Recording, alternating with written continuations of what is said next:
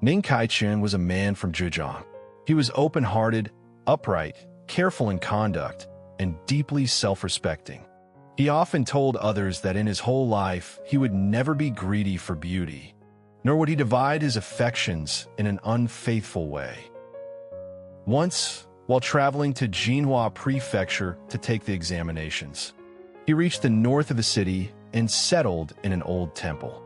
The halls and pagodas were grand in scale, but the courtyard grass had grown taller than a person, making it clear that no one had lived there for a long time. The monk cells on the east and west side stood with their doors loosely shut, while only a small room on the south side still had a lock that looked new.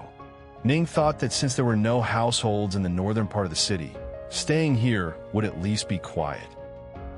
As evening fell, a scholar came and opened the door of the small southern room. Ning Caichen hurried forward, bowed, and explained that he wished to lodge there. The scholar said that the place had no owner and that he himself was only staying temporarily. If Ning did not dislike the desolation and loneliness, he would gladly live with him day and night and discuss learning together. Ning was delighted, spread grass on the ground as a bed, set up a wooden board as a table, and planned to stay for some time. That night the moonlight was bright and clear, its pale radiance flowing like water.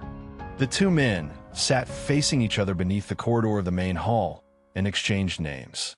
The scholar introduced himself as Nie Xiaoqian, a man from Shaanxi. The two then lived together for more than half a month.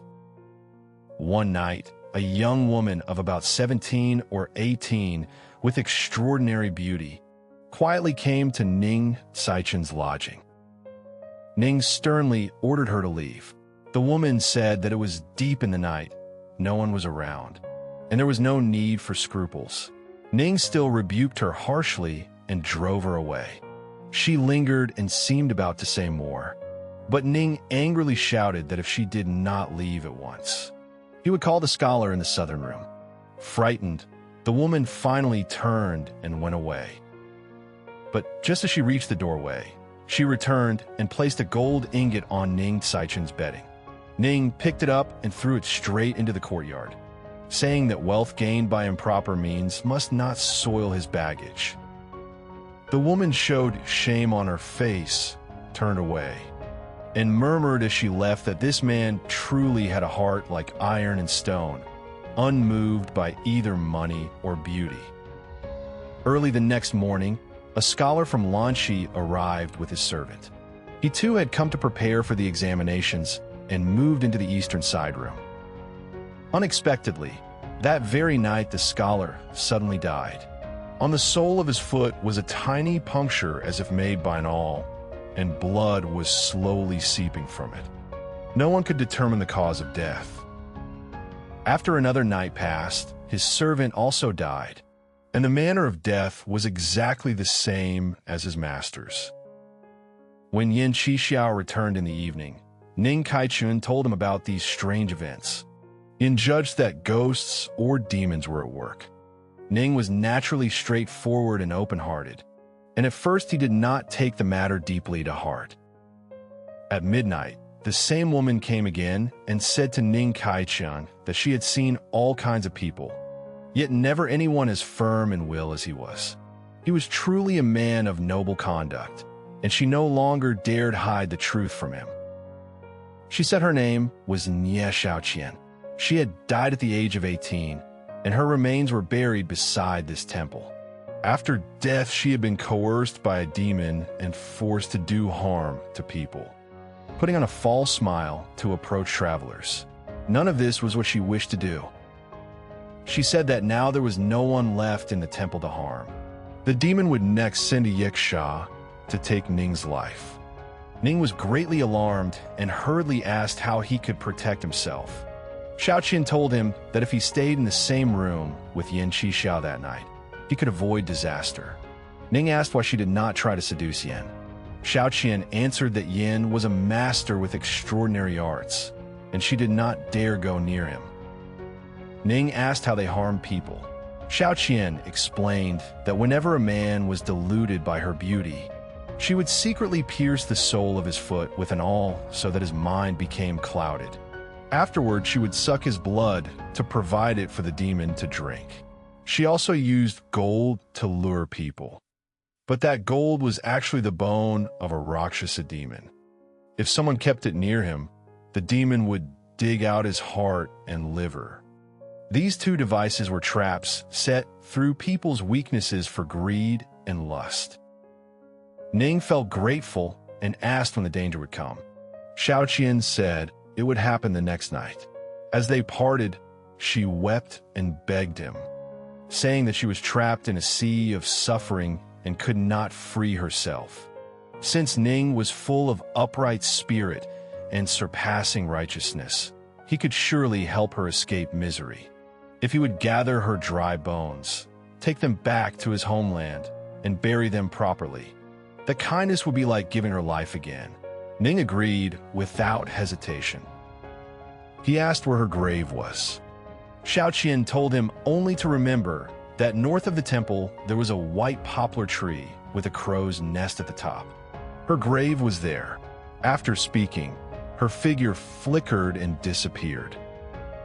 The next day, afraid that Nie Xiaoqian might go out, Ning went early to invite him.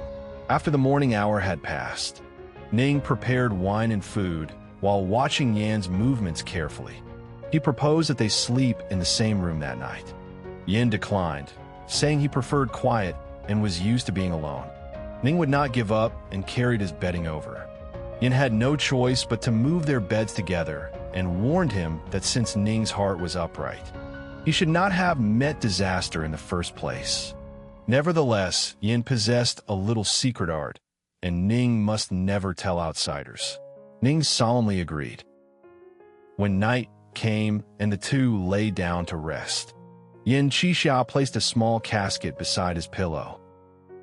At midnight, Ning Caichen had still not fallen asleep when he heard a faint sound outside the window. He quietly rose and looked out. There he saw an evil spirit like a yiksha with huge eyes, blood dripping from its mouth, and terrifying sharp claws and teeth, approaching the window step by step.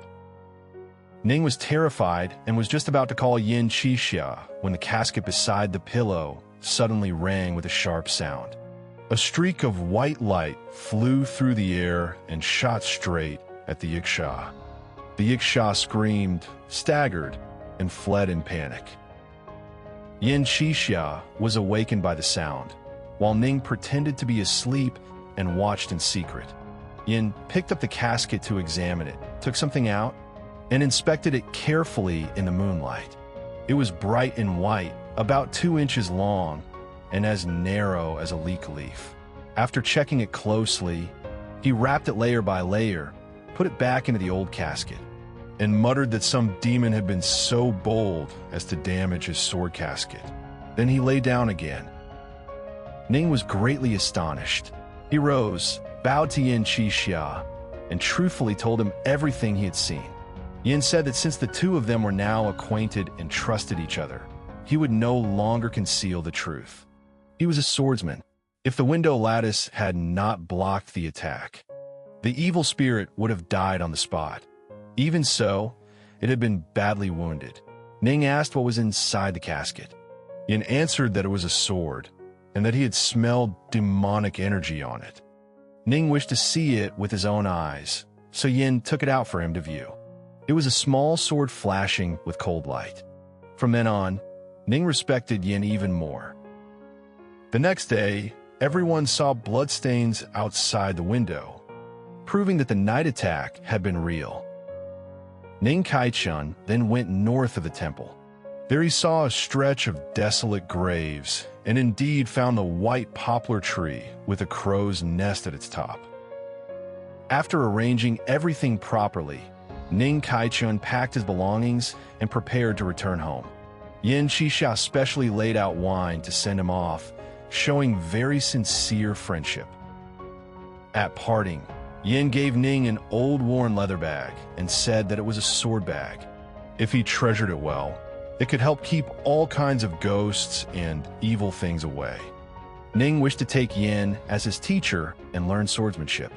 Yin said that with Ning's faithfulness and uprightness, he was suited to this path, but that his destiny was to become an official and enjoy fortune, not to live as a wandering swordsman.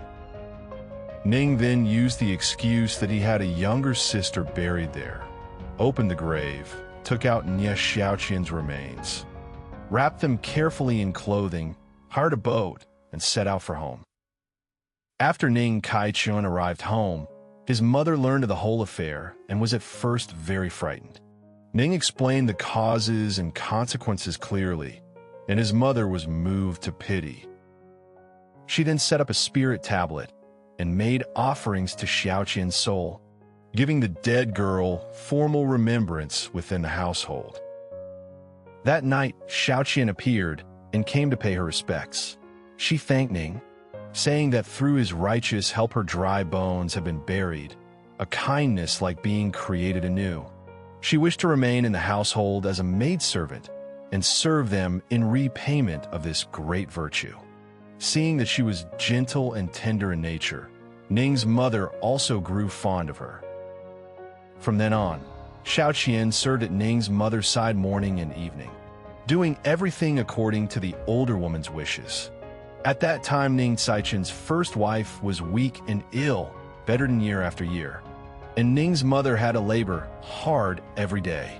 With Xiaoqian's help, household matters were handled in good order, and Ning's mother became much less burdened and felt deeply grateful. As the days passed, the family grew closer and closer. Ning's mother treated Xiaoqian like her own daughter and gradually forgot that she was a ghost. She even could not bear to let Xiaoqian stay alone elsewhere at night and kept her living with her. When Xiaoqian first came, she never ate or drank. Only after half a year did she slowly begin to drink a little thin porridge. Mother and son both loved her dearly and never mentioned to outsiders that she was a ghost, so others knew nothing of it. Before long, Ning Caichen's first wife died of illness. Ning's mother secretly began to think of making Xiaoqian her daughter-in-law. Yet she also worried that a ghost might be harmful to her son. Xiaoqian sensed the old woman's thoughts and took the opportunity to speak. She said that she had lived in the household for more than a year, so the old woman should know her true heart. She had followed Ning only because she no longer wished to harm people. She had no improper thoughts. She revered him because he was open, upright, and respected even by heaven, earth, and the spirits. She wished only to remain in the household for several years. And if one day Ning became an official and received honor, she too might share a little reflected glory. Ning's mother knew Xiaoqian meant no harm, but still worried about descendants. Xiaoqian answered that descendants were determined by fate. Yet Ning had accumulated deep virtue and would surely have descendants. Ning's mother set her worries aside, discussed it with her son. Ning gladly agreed, and the two were formally married. 1 year later, Ning Caichen went to take the imperial examinations. Xiaoqian urged him that on this trip he would certainly obtain scholarly rank. But after the examinations, he must return home quickly and not linger outside. Ning nodded and agreed. After entering the examination compound, Ning saw 2 ghost constables holding documents and seizing living men. One of them looked very familiar. Looking carefully, Ning recognized him as the Lanchi scholar who had died in the old temple. Ning was both shocked and amazed. A moment later, the ghost constables came near him, but suddenly drew back, saying that this man was full of righteous spirit and protected by sword aura, so they could not approach him. They then turned and left. Only then did Ning understand that the sword bag given by Yin Qixia was secretly protecting him. After he returned home, Xiaoqian said that he had now seen it for himself. In the past, she had been coerced by the demon and had caused many deaths. Now, through his blessed virtue, she had escaped that sea of suffering. But the demons still existed in the world and might come seeking revenge. Ning was frightened and took out the leather bag left by Nie Xiaoqian, hanging it inside the house. When Xiaoqian saw it, she was overjoyed and said that this was indeed the sword bag Yin had given, able to subdue every evil thing. One day in broad daylight, Ning's mother was resting indoors when she suddenly saw a black-clothed woman burst through the door. Intending to harm her, Ning's mother cried out in alarm. Xiaoqian rushed over at once and threw the sword bag at the intruder. The black-clothed woman screamed, turned into a wisp of black smoke, and vanished. Xiaoqian supported Ning's frightened mother, and the two held each other for a moment. From then on, no disaster troubled the family, and they lived in peace. Several more years passed. Ning Caichen passed the examinations and became a jinshi, eventually rising to the office of county magistrate. Xiaoqian bore him a son, and the child was naturally intelligent. Later, Ning's mother died peacefully at the end of her life, and Xiaoqian carried out the funeral rites with full devotion. When Ning grew old and resigned from office, he and Xiaoqian retired together into the mountains. People said this was the blessing they had earned through accumulated virtue and good deeds. The historian of the strange comments, "Wealth could not tempt him, and beauty could not shake him." This was precisely what made Ning Caichen different from ordinary men. Nie Xiaoqian's situation was dangerous at every step. Yet in the end, she received a complete and blessed outcome. Was this not because Ning Caichen held righteousness in his heart and compassion in his mind? Those in the world who chase fame and profit against conscience should awaken after reading this story.